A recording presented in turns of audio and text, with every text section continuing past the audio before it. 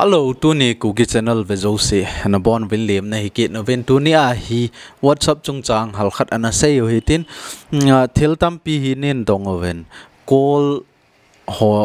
record ho ai la vai le WhatsApp mi WhatsApp ho iti vet dingham iti hack ball dingham ai lo le azat nen dongoven illegal ho lang ho chu hung ki sei pi lowa eta chu a hello banga anaki don da hin na ball no vai le thil tam pi alampi tampi o meni chong huna na ki vet nova na ball theu a hi in a hin la hi chi channel awang hi illegal type ho chong ki sei lo ding a hi in tuni a hi legal lampanga na legal ti chu asit na lang hi lovin ne chi mi zo se na za a hi in aban le hlang phonga hi ta chu mi zo sin a za thei a hi ti a chu hung ki sei a hi in na loi na pai WhatsApp chu nangin et na vet thei ham ti in sei deu aban le mi to na ke chat na ho jong chu et email a nom ta na ki download thei ham ti yong chu in sei deu zat ni a in sei deu a hi in hi chi chu na het no mai le chi video a chai chan an avele chun abona chu het thiam ding a hi ti chu kan sei ma sat hin tin aban le hi chi in sei ma sangwa chu thil khat kan sei nom in a khen khat chun introduction na sauji wale na tivin asa wala le kat bol jeng en na ho poi a hin la introduction be ya chu na vet nai le chun nangma ma na hi a boi ding ama phat ma saung chu fcm dan ho ippm ho in a savin I cho yong chu introduction na vet lo je wa chu na boi ji wa hi in a hin la introduction hoi ta na vet nova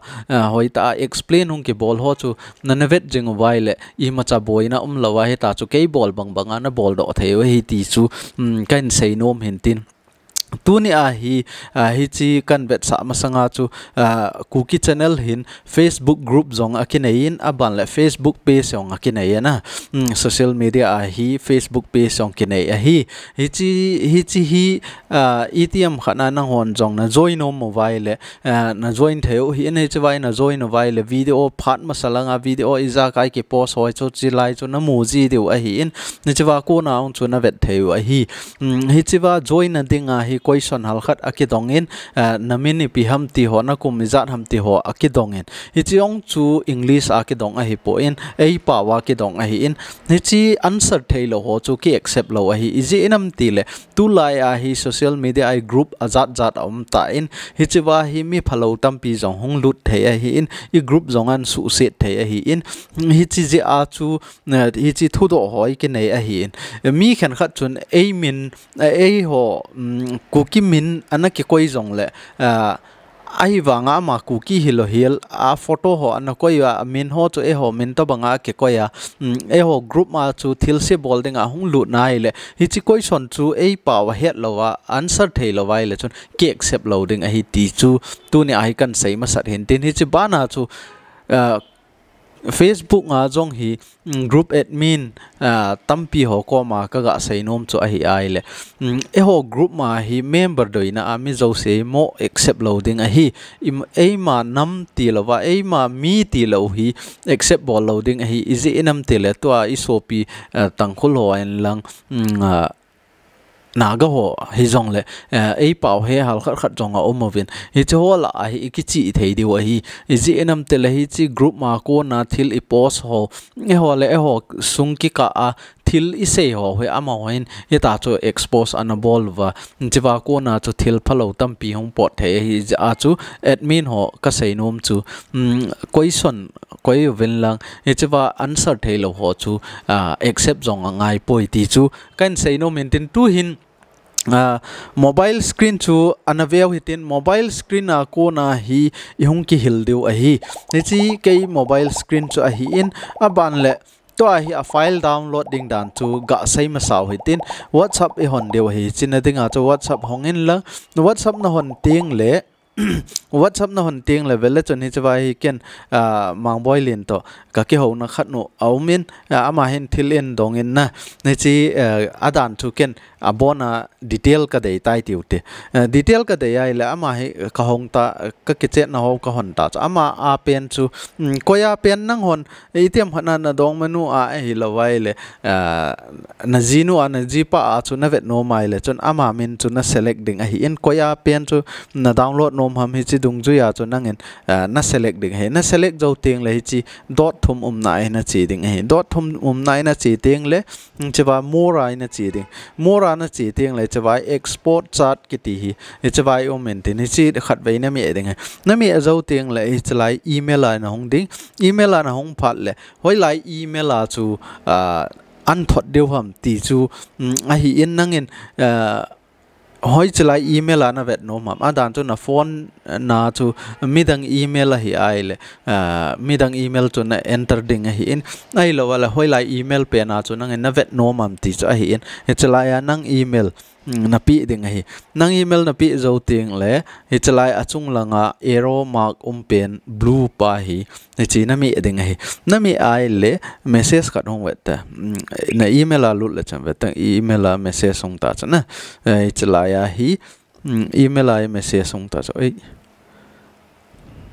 email hong tin email hon tiang le hi chwai hong ta cho hi cha hong tiang le hi chlai download sign na hi chi na mi ding hi na mi tiang le hi chlaya hi download hong ding hi download a hong ki chai tiang le hi ta hi file khat na hon ding hi file chu hi chlaya hong ki save ding hi ta in aban le ken hi chawai na ngen I to bang text na nei ham na I to bang word song nan de ai le chi ms word ong nan nei ai le chwa ko na ong na hon the hi in ai lo wai le notepad nan nei ai ong le notepad na ko na ong chu hi ta chu na ki download the hi to hi ken hi chwa mi text viewer kan in hi chwa ko na ga veo hitin vele chun hi chlaya ka ki chet na ho ani alha time ho iza kai hi chlaya hi kijit a hi in hi ta chu nangin jong na ki chet na ho na ki download no mai le hi ta chu na ki download the hi izi nam tele thil iza kai na ki thot na ho whatsapp ma thil ki bol ho jo se chu whatsapp te hin store ki bol loi chu store ama ho data chu store hin ama ho a ko na chu ki download ji a hin je a chu I dei hi whatsapp hi koi ma na mu poi ti a ki mo thot ding hello a hi to hi mi whatsapp iti wedding ham ti chu ana se hi tin na loi nu na loi pa whatsapp mo chu live a hi ta chu na vet no mai le ama na het lo wai le chun hi chi nom ta ana za jing the a hi in a hin la hi chi bol na ding a hi ama phone chu khat ve be second nga be ai lo wai le minute khat vel na khut na ngai a hi a ji chu ama phone chu na hona a whatsapp na hon ngai a hi in nge chi da hon lo wai le chun hi thei lo ding hi chi legal illegal a hi po in legal hi in mi zo si hi ta chu aza wa hi in aban le hi chi application mang cha na bol the hi application zaw lo wa chu hi chi ki bol thei lo a hi in a khen khat chun facebook hack dan ho phone call hack dan ho whatsapp hack dan ho nan seven hi chi hack chat chu hi lo a hi ai wa nga chu hi ta chu mi whatsapp khat to nang whatsapp na connect to bang tai ma hi in je a chu hi chi legal hi ti chu ega sai ma sat no hin tin ni china dinga chu play store aga cheu tin ni chi ka phone screen chu hoita avin lang play store ana chi ting le chewa hi word scan apps for whatsapp web ti a hi na type ding hi tai na type ting le chalai hi apps tam pi hung ding a hi in application tam pi hung ding hi a hin lai chalai la hi a rating hoi na vet ding hi a rating hoi na vet ding asang pen chu install na ke bol ding a hi chalai ga velo hen what's web what scan web 2021 na kiti in Japan hi ga install hote na Japan hi installable de hi ke a chu install ka bol sa ai ja a chu heta hi open ki jit na hi in nanga chu install na bol nai lo vai le chlai install na me ding hi install na me ting le hi ta chu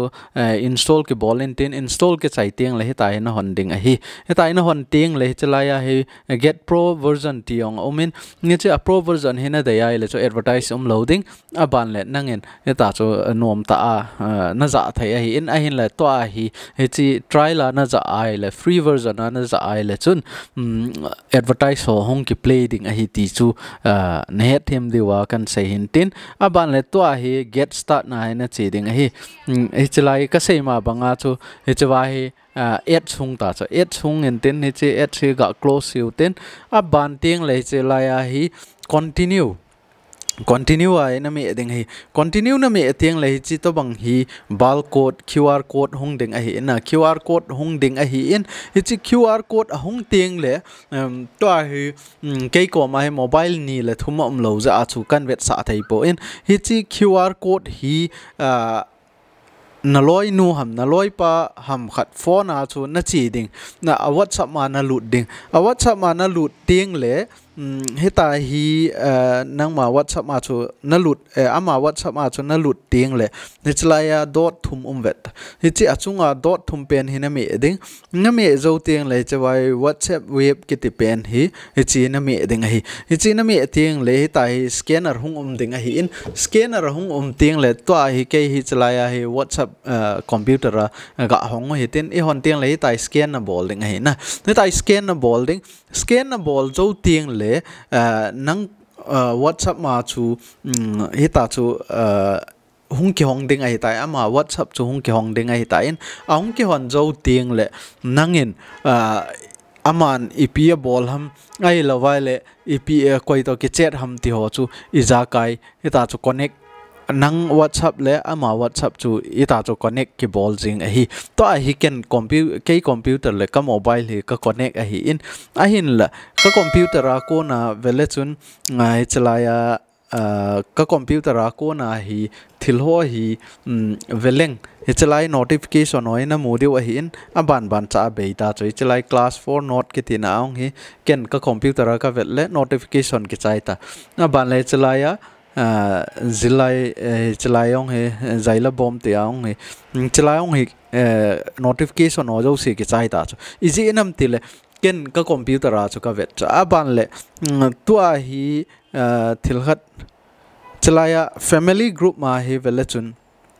ai chlai family group ma he ken ka computer a ko na ga type leng hello ka type ta hello ka type ma hi chawai enter ka mi ai le velachun hi chlayong hello hong ya ai wang ken ka phone ka type lo ni chu to banga chu nangin na loi pa phone ham khana chu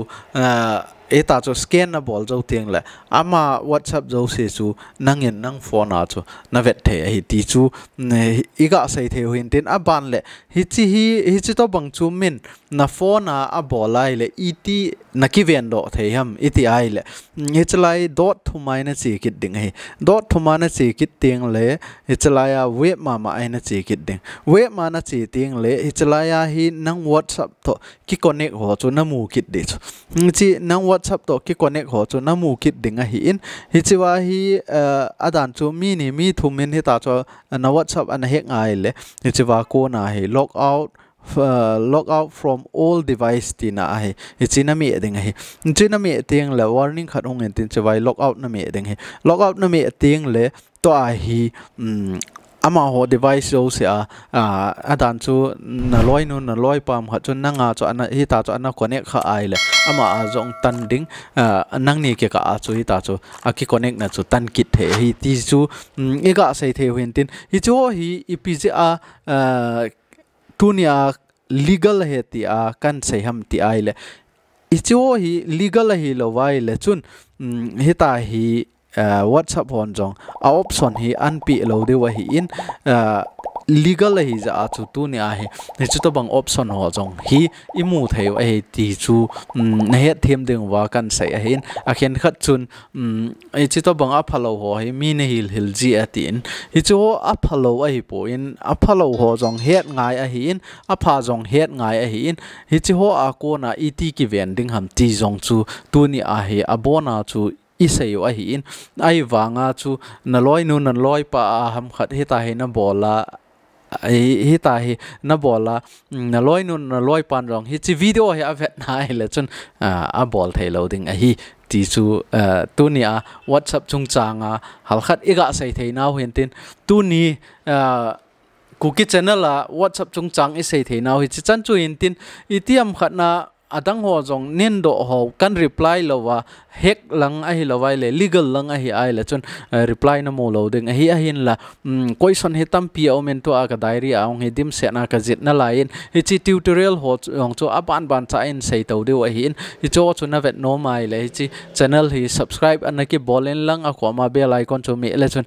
hong ki siam zo ting la hong ki upload nen tin nang en jong hi ta cho aban ban na ki vet to jing the he ti chu tu ni iga sei the wen tin hi chan chu tu ni cookie channel ai sei the we tan te ka ke pa e